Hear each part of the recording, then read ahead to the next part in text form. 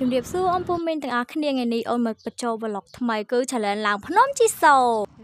តើអ៊ំពូមីនទាំងអស់គ្នាកុំឲ្យខាតពេលយូរយើងទៅតាមដានសកម្មភាពទាំងអស់គ្នាគឺថាអូនបានរៀបចំសម្ភារៈមួយចំនួនដើម្បីទុកសម្រាប់ឡើងភ្នំមានដូចជាអាវក្រៅដែលវែងមានឡាយតុក្កតាដើម្បីឡើងភ្នំទៅកុំឲ្យយើងក្តៅដោយសារតែឥឡូវអាកាសធាតុរៀងក្តៅចឹងណាអ៊ំពូមីង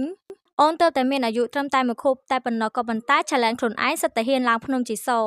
អូនពិតជាក្លាហានមែនតើឡើងភ្នំដោយខ្លួនឯងអត់ចាំបាច់ឲ្យមានអាគេប៉ទេអ្នកទាំងអស់គ្នាសំខាន់អូនសិតតែស្លៀកខោពណ៌សមានកប៉ៅពីមុខទៀតអ្នកទាំងអស់គ្នាគឺថាស្ទៀវហ្មងណា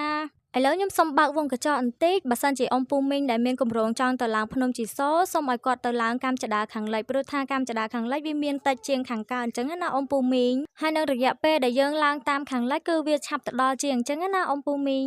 ប្រសិនបើអ៊ំពូមីងចង់ឡើងតាមកម្មចដាខាងកើតក៏បានដែរព្រោះទៅដល់តែកន្លែងតែមួយដូចតែគ្នាទេ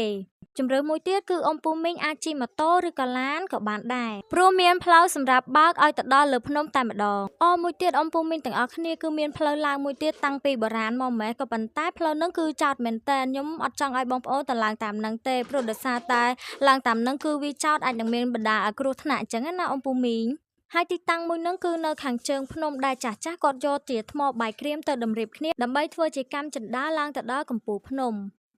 សរុបសេចក្តីមកផ្លូវឡើងទៅភ្នំជីសូមានចំនួន4ធំហើយផ្លូវ3ដែលខ្ញុំនិយាយខាងមុនហ្នឹងគឺបងប្អូនឡើងបានអត់អីទេ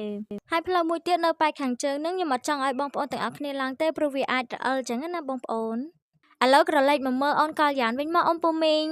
បន្ទាប់ពីអូនឡើងភ្នំអស់មួយសន្ទុះក្រោយមកគឺរៀនថាអស់កម្លាំងចឹងណាឥឡូវអូនមកអង្គុយលើកញ្ចុះលើភ្នំម្ដងដើម្បីមើលទេសភាពអ៊ំពូមីង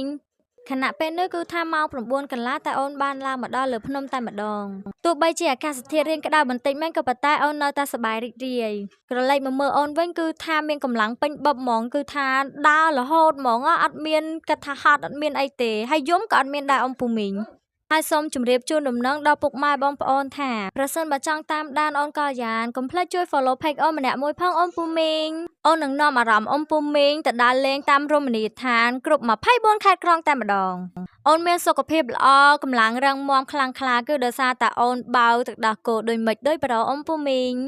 ផ្លេចប្រាប់អ៊ំពូមីងមួយទៀតគឺថានៅលើភ្នំជីសូគឺមានអាហារដ្ឋាននិងមានកញ្ចុះជាច្រើនសម្រាប់អ៊ំពូមីងសម្រាប់អង្គុយលេងនៅលើហ្នឹងគឺមានដើមឈើធំម្លប់ត្រជាក់និងខ្យល់បរិសុទ្ធសម្រាប់អ៊ំពូមីងដែលចង់មកសម្រាកកាយរំហាយអារម្មណ៍គឺអាចមកទីនេះបានគឺមិនខកបំណងទេជាចុងក្រោយអូនសូមអរគុណដល់អ៊ំពូមីងដែលបានទស្សនាវីដេអូរបស់អូនតាំងពីដើមរហូតដល់ចប់ហើយអូនក៏សូមឲ្យអ៊ំពូមីងជួយ follow page អូនម្នាក់